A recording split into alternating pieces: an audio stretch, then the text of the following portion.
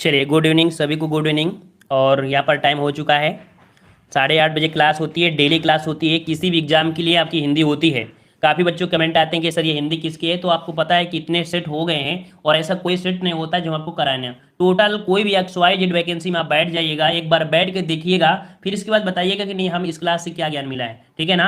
तो परेशान मत होइए, क्लास लेते रहिए, कभी आपको दिक्कत नहीं होगी, हिंदी में दिक्कत नहीं होगी। और जो भी एग्जाम कोई पास में होता है वो हम इसकी स्पेशल क्लास चला देते हैं। ठीक है, तो चलते हैं, स्टार्ट करते हैं। गुड इवनिंग सभी को, गुड इवनिंग। तो यहाँ पर आपका प्रश्न पूछा गया है कि निम्नलिखित में से शुद्ध वर्तनी वाला शब्द कौन सा है। शुद्ध वर्तनी वाला शब्द कौन सा है? और यहाँ पर जवाब बिल्कुल आ रहे हैं, बिल्कुल सही जवाब आ रहे हैं। और इसका जवाब तो सभी को आना चाहिए क्योंकि ये क्वेश्चन आपका हमेशा पूछा जाता है। राइट आंसर आपका हो जाएगा अध्ययन। ठीक है, ऑप्शन सी हो जाएगा अध्ययन। जो आपका लिखा है ये आपका राइट हो जाएगा, आपका सी वाला अध्ययन होता है। ठीक है, गुड इवनिंग सभी को, गुड इवनिंग सभी को, गुड इवनिंग।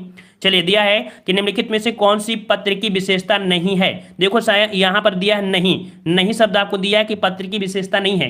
तो पत्र में क्या होना चाहिए? सरल भाषा होनी चाहिए, विचारों की सुस्पष्टता होना चाहिए, संक्षेप भी होना चाहिए, संपूर्णता भी होना चाहिए, बाहरी सजावट भी होनी चाहिए, प्रभाव वाला भी होना चाहिए। लेकिन यहाँ पर कह सकते हैं जो ऑप्शन आपका बी है, ये प्रेषक शब्द उसमें आपको नहीं होना चाहिए। ठीक है, तो आपका क्रमबद्धता भी होना चाहिए, लेकिन ऑप्शन बी प्रेषक शब्द आपको उसमें से आपका नहीं होना चाहिए। ठीक है, चलिए अगला प्रश्न आपका है कि निम्नलिखित में से कौन सा एक संधि का प्रकार नहीं है। संधि का प्रकार नहीं है, प्रकार नहीं आपसे पूछा गया है। तो आपने पढ़ा है संधि 3 प्रकार की होती है। ठीक है ना? स्वर संधि, व्यंजन संधि और आपकी विसर्ग संधि। तो सिंपल सी बात है, ऑप्शन राइट आपका कहां पर हो जाएगा? ऑप्शन डी हो जाएगा। अनुस्वर ये आपके कह सकते हैं कि आपके संधि का भाग नहीं होता है। क्लियर है ना? चलिए अगला प्रश्न आपका दिया है कि निम्नलिखित में से कौन सा मूल दीर्घ स्वर नहीं है।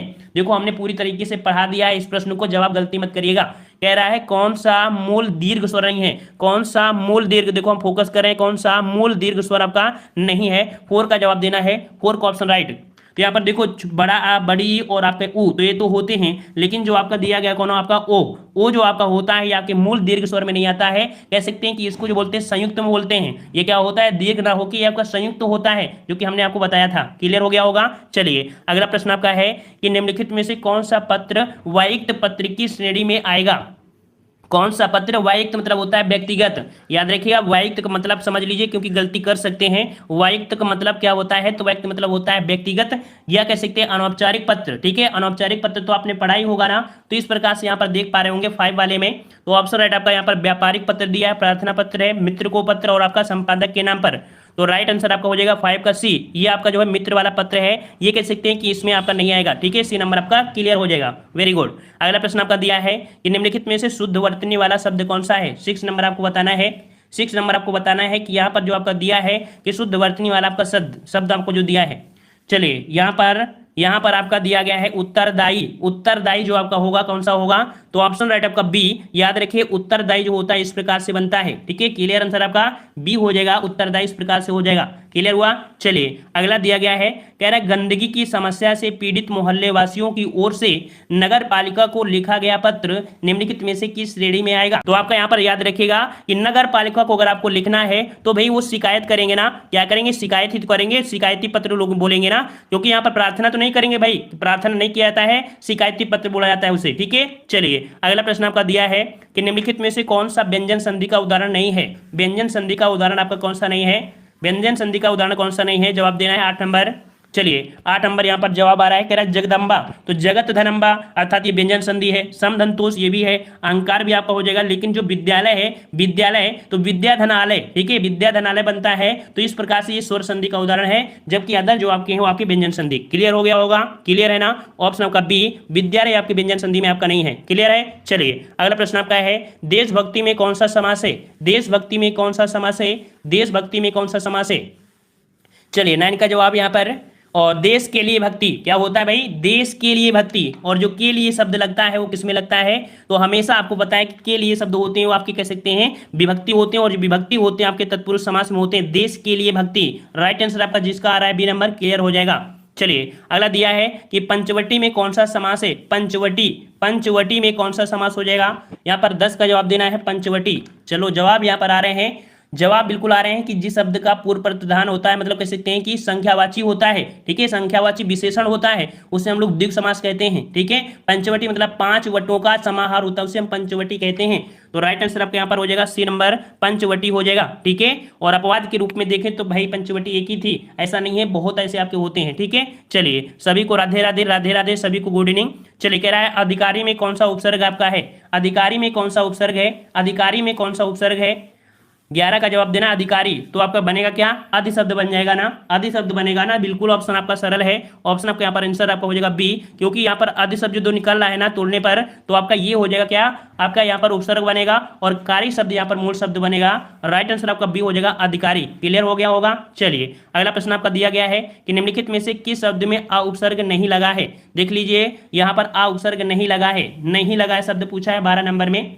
चलिए 12 नंबर आपका दिया गया है, तो आपका दिया आकथ, तो आ शब्द में तो देखो आपको मिल ही रहा है, आ शब्द मिल गया ना, अभेद में आपका आ शब्द मिल गया है, अचूक में भी मिल गया है, लेकिन अनुज शब्द जो आपका होता है ये पूरा पूरा वर्ड होता है। अगर भाई साहब इसका आ निकाल दोगे तो नुज नहीं बनेगा, है ना। तो इस कारण से ये पूरा एक शुद्ध अर्थ निकल रहा है, इसे तोड़ नहीं सकते हैं जबरदस्ती डंडा लेके या हंसिया लेके काटना मत इसे, ठीक है। तो ऑप्शन डी है, इसमें उपसर्ग नहीं है। क्लियर हुआ। चलिए अगला प्रश्न आपसे पूछा गया है कि निम्नलिखित में से किस शब्द में नी प्रत्यय नहीं लगा है, नी प्रत्यय नहीं लगा है। 13 का जवाब देना है। चलिए बहुत अच्छे तैयारी है और डेली यहाँ पर सभी लोग आते हैं, एक बार वीडियो को लाइक कर दीजिए। यहाँ पर नि प्रत्यय नहीं है, तो देखो आपका दिया है शेरनी, का दिया भाई, शेरनी दिया है, फिर आपका मोरनी दिया है, फिर नौकरानी दिया है। तो यहाँ पर कह सकते हैं नौकरानी, नौकरानी में क्या निकल रहा है, आनी निकल रहा है ना, आनी निकल रहा है। और जब आनी होता है तो भैया इसमें नि शब्द तो लगेगा नहीं, तो कौन सा हो जाएगा, सी हो जाएगा, नौकरानी। क्लियर हुआ। चलिए अगला प्रश्न आपका है कि निम्नलिखित में से कौन सा शब्द तत्सम नहीं है, कौन सा शब्द तत्सम नहीं है, यहाँ पर बताना है। तो कपाट दिया है, कीटक दिया है और कुंभकार दिया है, ठीक है। और दिया है कूंची, तो कूंची जो आपका शब्द है कौन सा, कूंची शब्द जो आपका है वो आपका कौन सा, तो आपका चांद की बिंदी। हमने आपको बताया था जहां भी चांद की बिंदी आपकी लग जाती है वो हमेशा क्या होता है, हमेशा आपके यहाँ पर कह सकते हैं तद्भव होता है। तो राइट आंसर आपका क्या हो जाएगा, तो राइट आंसर आपका यहाँ पर हो जाएगा आपका यहाँ पर सी वाला, ठीक है। और चलिए यहाँ पर अगला प्रश्न आपसे पूछा गया है कि निम्नलिखित में से कौन सा वाक्य अशुद्ध है, कौन सा वाक्य अशुद्ध है, कौन सा वाक्य अशुद्ध है, यहाँ पर बताना है। 15 नंबर कह रहा है आज मैं यहीं रहूंगा, सज्जन लोग भला ही सोचते हैं, क्या तुम कॉलेज जाते हो, अभी तक पत्र नहीं मिला है। इसका जवाब दीजिए, देखते हैं किसका जवाब कौन कौन सही कर पाएंगे, क्योंकि ये प्रश्न थोड़ा सा समझने योग्य है। और बहुत ही अच्छी बात है कि जवाब यहाँ पर बी आ रहे हैं, और बी आ रहे हैं तो कुछ है, कोई गलती आपकी बी में है। Very good. यहाँ पर दिया है सज्जन और आपका लोग दिया है, तो भाई सज्जन को हो तो सज्जन के साथ लोग लगाना जरूरी है क्या, लोग लगाना जरूरी नहीं है ना, क्योंकि सज्जन व्यक्ति ऑलरेडी एक लोग ही तो होंगे ना, कोई जानवर तो होंगे नहीं। तो इस कारण से कह सकते हैं लोग शब्द यहाँ पर नहीं जरूरी था, और ही जो आपका निपात है इसका भी जरूरत नहीं था। तो यहाँ पर कह सकते हैं गलती जो आपकी है वो आपके बी वाले में है, ठीक है। क्लियर है। चलिए अगला दिया है कि मुझे आज खाने का मन नहीं होता है, मुझे आज खाने का मन नहीं होती है। यहाँ पर दिया है होती शब्द दिया है भाई, तो भाई यहाँ पर दिया है होती, तो होती शब्द क्या होता है, क्या यहाँ पर होती शब्द लगाएंगे क्या, नहीं लगाएंगे ना। तो यहाँ पर कह सकते हैं कि 16 का जो जवाब बनेगा वो आपका बनेगा ऑप्शन राइट आपका यहाँ पर डी नंबर, मन नहीं होती है, यहाँ पर आपका अशुद्धि है, यहाँ पर होना चाहिए होता। क्लियर है ना, ऑप्शन आपका डी। अगला प्रश्न आपसे पूछा गया है कि उत्पत्ति के आधार पर शब्दों के 4 भेद किए गए हैं, निम्नलिखित में से कौन सा भेद गलत है। उत्पत्ति के आधार पर आपका दिया है, सभी को जय हिंद, सभी को जय हिंद, राधे राधे।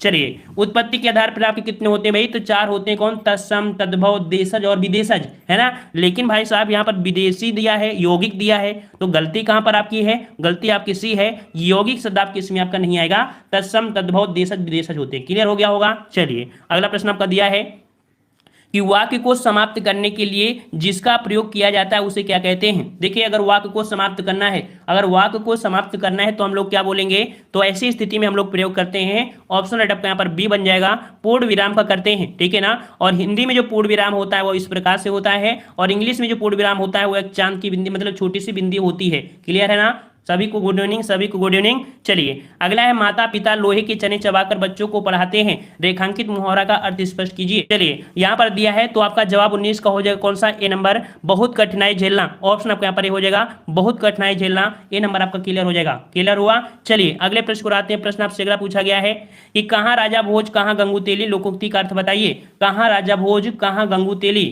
तो यहाँ पर आपका जवाब क्या बनेगा सर, लेट हो गए, कोई बात नहीं, लेट हो गए, जब आए तभी, ठीक है, जब जागो तभी सवेरा, ठीक है, जब जागो तभी सवेरा, जिस समय आओ तब लगाने शुरू।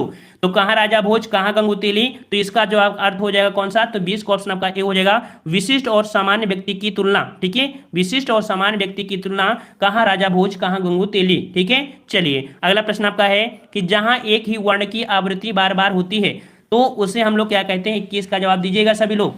चलिए यहां पर सही जवाब देना है। आज आज क्लास जो हमारी रही है जीके की, बहुत ज़्यादा हमने करवा दिया है, ठीक है।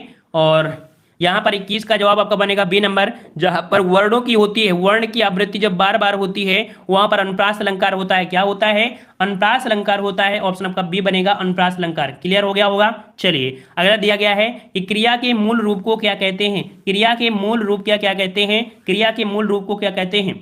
चलिए बहुत अच्छे जवाब यहाँ पर आ रहे हैं। 22 का जवाब जो बनेगा ऑप्शन राइट आपका हो जाएगा सी, क्रिया के मूल रूप को बोलते हैं धातु बोलते हैं, ठीक है। क्या बोलते हैं, क्रिया के मूल रूप को क्या बोलते हैं, धातु बोलते हैं। तो 22 का ऑप्शन आपका यहाँ पर बनेगा, ठीक है। किसी भी आंसर में क्या होता है, जोड़ा जाता है तभी आपका बनता है पूर्ण रूप, ठीक है। चलिए अगला प्रश्न आपका दिया है कि भीष्म पितामह ने आजीवन शादी न करने का प्रणय लिया था, रेखांकित शब्द का समास होगा। तो यहाँ पर देख सकते हैं कि ये भीष्म पितामह है, ये बात तब की है, लेकिन अब की बात क्या है, अगर शादी नहीं करोगे तो समाज में आपकी इज्जत भी नहीं रहेगी, ठीक है ना। और कोई किसी के दरवाजे या कह सकते हैं बैठने के लिए नहीं देगा।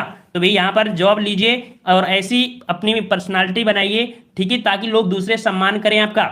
तो यहाँ पर आपका आजीवन शब्द है और आजीवन में जो आपका जो दिया है आशब्द जो दिया है, यहाँ पर आशब्द अव्यय है और जो अव्यय है वो आपका अव्यय भाव समास होता है। ऑप्शन आपका ए हो जाएगा। क्लियर हो गया होगा। चलिए अगले प्रश्न को आते हैं। प्रश्न आपसे अगला दिया है कि निम्नलिखित में से कर्मवाच्य वाला वाक्य चुने।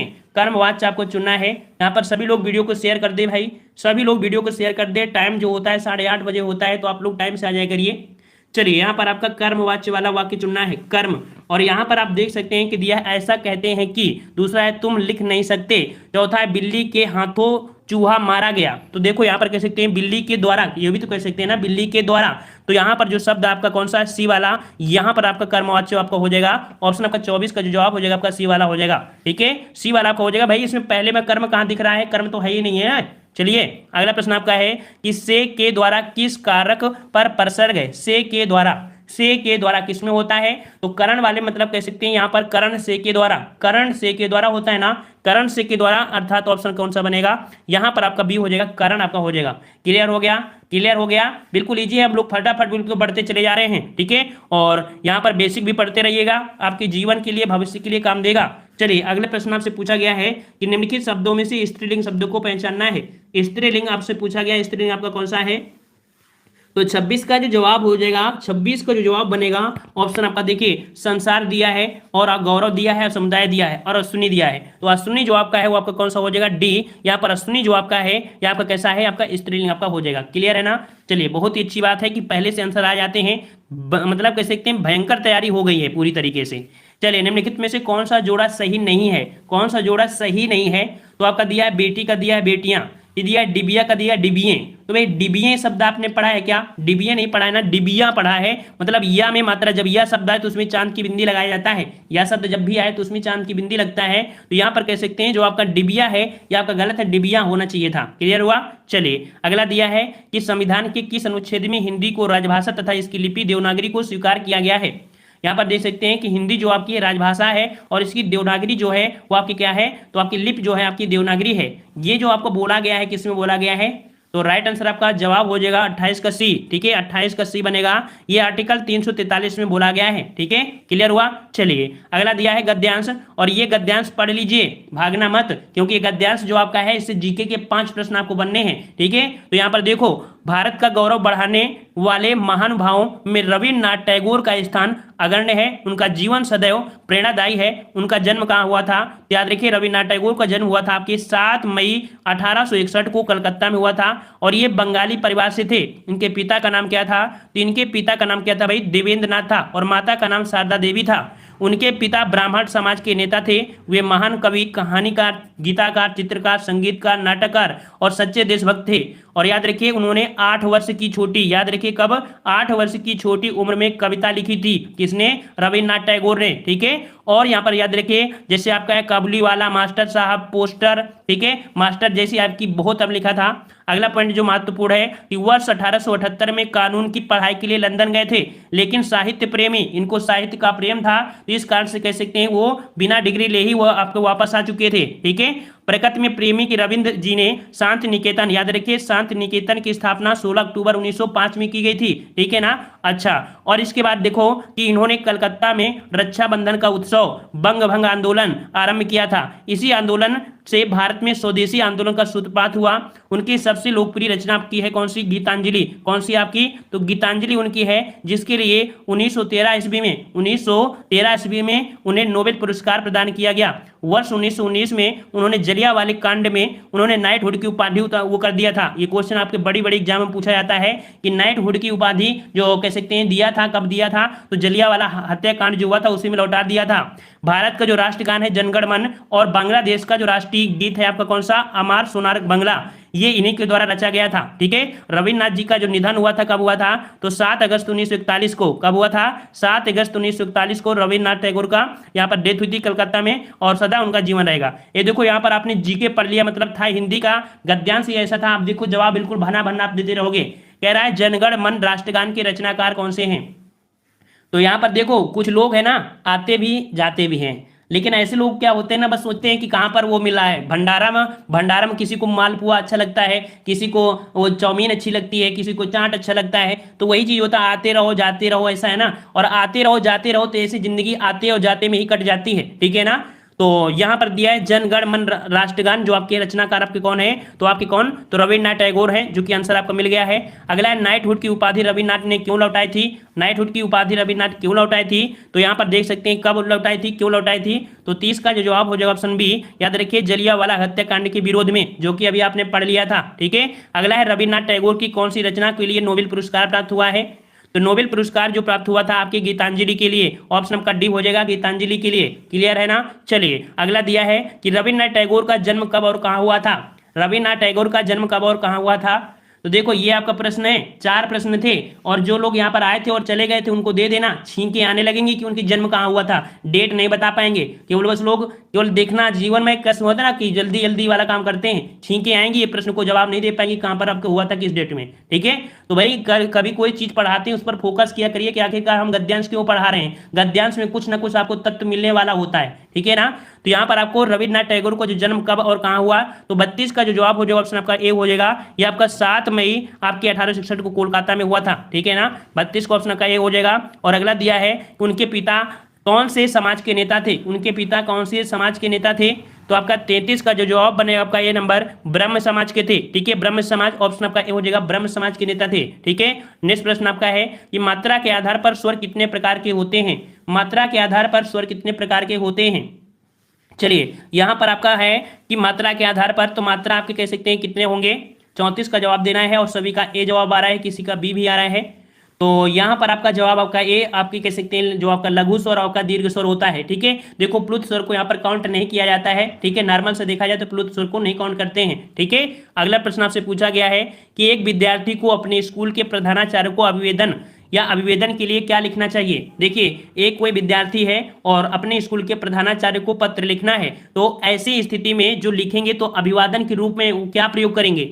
क्या प्रयोग करेंगे? मास्टर जी हमें छुट्टी दे दो। ठीक है, और अगर छुट्टी नहीं दोगे तो फिर कल फिर तो देख लेना क्या होगा, ये तो लिखेगा नहीं। तो उसके लिए क्या होगा? आदरणीय शब्द प्रयोग करेंगे। कौन सा बोलेंगे? तो यहाँ पर 35 को ऑप्शन राइट आपका सी, ये आपका आज्ञाकारी शिष्य। ठीक है, आपका आज्ञाकारी शिष्य, यहाँ पर आपका सी बनेगा। ठीक है, यही तो बोलना जाता है ना नॉर्मल सा। तो ऑप्शन आपका कौन सा हो जाएगा? सी वाला हो जाएगा। ठीक है, अब ना आज्ञाकारी शिष्य बचे हैं, ना ही आज्ञाकारी आपके कह सकते हैं गुरु बचे हैं। ठीक है, तो डिजिटल गुरु हो गए हैं और डिजिटल आपके चेले भी हो गए हैं। ठीक है, दुनिया बदल रही है तो डिजिटल होना जरूरी भी है ना। चलिए कामायनी के रचयिता कौन है? कामायनी के रचयिता आपके कौन है? कामायनी के रचयिता आपके कौन है? तो 36 का जवाब बनेगा। कामायनी के रचयिता आपके कौन है? ऑप्शन आपका ए हो जाएगा जयशंकर प्रसाद। ठीक है, जयशंकर प्रसाद, तो आपका 36 का जवाब का ए हो जाएगा जयशंकर प्रसाद। क्लियर है ना? क्लियर है। चलिए अगला प्रश्न आपसे पूछा है कि संक्षेपण मूल पाठ में कितने शब्दों में लिखना चाहिए? संक्षेपण मूल पाठ में कितने शब्दों में लिखना चाहिए? कई बार हमने आपको पढ़ाया भी है, यहाँ पर इस प्रश्न को कई बार हमने पढ़ाया भी है। 37 नंबर, तो आपका जवाब हो जाएगा 1/3 शब्दों में से, जो आपका 1/3 शब्दों में 1/3 मतलब 1/3 होना चाहिए। ऑप्शन आपका बी बनेगा, 1/3 होता है। क्लियर हुआ? चलिए अगला दिया है कि जो भाव मन में केवल अल्पकाल तक संचरण करके चले जाते हैं उन्हें क्या कहा जाता है? जो भाव मन में केवल अल्पकाल तक संचरण करके चले जाते हैं उन्हें क्या कहा जाता है? तो भाई उन्हें क्या कहते हैं? 38 नंबर, तो इन्हें हम लोग बोलते हैं संचारी भाव। क्या बोलते हैं? इन्हें संचारी भाव बोलते हैं। और इनकी संख्या कितनी होती है? तो 33 होती है। संचारी भाव की संख्या 33 होते हैं। और याद रखिए वो व्यक्ति बहुत अच्छे होते हैं जिनके मतलब मन में कोई क्रोध हो या कुछ भी हो, थोड़े समय के लिए आते हैं, ऐसे लोग बहुत ही अच्छे होते हैं। ठीक है, तो ऑप्शन आपका ए हो जाएगा। अगला प्रश्न आपका है कि परा उपसर्ग का अर्थ बताइए। परा उपसर्ग का अर्थ क्या बनता है? 39 नंबर बताना है। परा उपसर्ग बताना है, परा उपसर्ग। तो 39 का जो जवाब हो जाएगा, परा मतलब होता है उल्टा। क्या होता है? परा मतलब उल्टा होता है। याद रखिए क्या होता है? उल्टा होता है। 39 का जो जवाब बनेगा कौन सा? ऑप्शन बी बनेगा। अगला प्रश्न आपसे यहाँ पर, ठीक है, क्लियर हुआ? अगला प्रश्न आपका दिया है कि दीपक सा मन जल चुका। दीपक सा मन जल चुका, इस पंक्ति में वाचक शब्द कौन सा है? 40 नंबर बताना है कि दीपक सा मन जल चुका, इस पंक्ति में वाचक शब्द कौन है? 40 नंबर। 40 नंबर आपको बताना है। तो वाचक शब्द जो इनको जोड़ रहा है, इनको जो जोड़ रहा है, तो वाचक कौन सा हो जाएगा? तो आपका सा शब्द जो आपका है ये आपका वाचक हो जाएगा, क्योंकि यही तो जोड़ रहा है ना। तो ऑप्शन आपका बी हो जाएगा, सा हो जाएगा। अगला है भारतीय संविधान में हिंदी भाषा को मान्यता कब प्रदान की गई? भारतीय संविधान में हिंदी भाषा को मान्यता कब प्रदान की गई? 41 नंबर बताना है। 41 नंबर आपका जवाब जो बनेगा ऑप्शन ए, 14 सितंबर 1949 को। ठीक है, 14 सितंबर 1949 को यहाँ पर मान्यता प्रदान की गई थी। क्लियर हुआ? चलिए अगला प्रश्न आपसे दिया है कि रा धन मा का रूप क्या है? रा धन मा, इन दोनों को अगर जोड़ते हैं तो ये कौन सा रूप धारण करेंगे? इन दोनों को जोड़ेंगे तो रूप कौन सा बना लेंगे? तो ये जो रूप बनेगा इनका जो रूप बनेगा तो विकराल बनेगा। कौन सा? विकराल मतलब कह सकते हैं ये वाला। ठीक है, ये वाला होगा, काली कट्टे वाली नहीं, ये वाला शब्द बनेगा सी वाला आपका। ठीक है, क्लियर है? सी वाला आपका हो जाएगा। यहाँ पर ऊपर वाला मा उड़ेगा, ऊपर वाला उड़ेगा। ठीक है, और अगले प्रश्न को आ रहे हैं। प्रश्न आपसे अगला पूछा गया है कि निम्नलिखित में से संयुक्त वाक्य का चयन करना है। 43 नंबर पूछा है कि संयुक्त वाक्य का चयन करना है, संयुक्त वाक्य का चयन करना है। और संयुक्त वाक्य 43 नंबर में जो आपका है कि उसने खाना खाया और सो गया। उसने खाना खाया और सो गया, क्योंकि और शब्द जो आपको बता रहा है, और शब्द जो बता रहा है वो क्योंकि दो समूहों को जोड़ने वाला काम है ना, तो इस प्रकार से आपका राइट आंसर आपका कौन सा हो जाएगा? तो 43 का ऑप्शन आपका सी हो जाएगा। उसने खाना खाया और सो गया, तो और शब्द आपको यहाँ पर जोड़ दिया, ऑप्शन आपका सी हो जाएगा। अगला है वाच्य होते हैं। वाच्य होते हैं कितने होते हैं? वाच्य कितने होते हैं? वाच्य कितने होते हैं आपको बताना है। चलिए तो यहाँ पर आपका जवाब क्या हो जाएगा? 44 का ऑप्शन आपका ए हो जाएगा। 3 प्रकार के होते हैं। ठीक है, कृत्यवाच्य, कर्मवाच्य और आपके भाववाच्य, ये आपको होते हैं 3 प्रकार के। क्लियर हुआ? चलिए अगला दिया है कि निम्न से भाववाच्य बताइए। निम्न से भाववाच्य बताना है। भाववाच्य आपका कौन सा है? चलिए निम्न से भाववाच्य बताना है। तो तुम फूल तोड़ोगे, तुम फूल तोड़ोगे, और दिया है अब चला जाए। तो अब चला जाए मतलब कह सकते हैं कि देखो ये बता रहा है अपने भाव को, अब चला जाए, है ना। तो ऑप्शन आपका कौन सा हो जाएगा? बी हो जाएगा। अब चला जाए तो ऑप्शन आपका बी हो जाएगा। नेक्स्ट प्रश्न आपका है कि छक्का पंजा करना मुहावरे का सही अर्थ बताइए। छक्का पंजा करना मुहावरे का अर्थ आपको बताना है। छक्का पंजा करना का मतलब क्या होता है? तो आपका 96 का जो जवाब हो जाएगा ऑप्शन बी, या आपका ओछी हरकत से कार्य करना। ओछी हरकत से कार्य सिद्ध करना, यह आपको होता है छक्का पंजा काम करना। ठीक है, क्लियर हुआ ना? क्लियर हुआ? तो इस प्रकार से भी हो जाएगा। चलिए अगला है पनही शब्द का तत्सम क्या होता है? पनही शब्द का तत्सम क्या होता है? पनही शब्द का तत्सम बताना है। तो यहाँ पर आपका 47 का जो जवाब बने कौन सा? तो आपका जवाब हो जाएगा, बिल्कुल सही जवाब आ रहा है, बिल्कुल सही जवाब है, वेरी गुड। ऑप्शन आपके यहाँ पर डी हो जाएगा, उपनाम होता है। ठीक है, उपनाम होता है।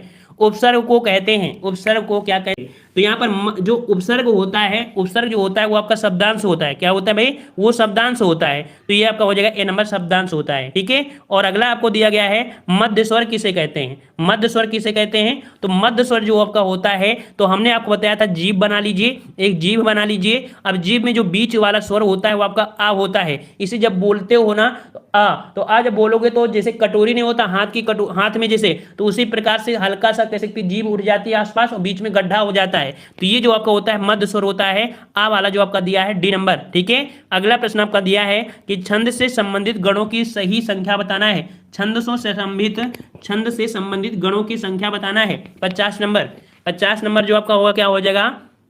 तो 50 का ऑप्शन आपका सी बनेगा। इनकी संख्या आपकी 8 होती है। कितनी होती है भाई? 8 होती है। ऑप्शन राइट आपके यहाँ पर सी हो जाएगा, 8 हो जाएगी। क्लियर हुआ ना? सी नंबर आपका हो जाएगा। तो ये प्रकार से कंप्लीट हुए 50 प्रश्न। आप लोग कमेंट जरूर करें कितना हुआ। और यहाँ पर सभी को राम राम।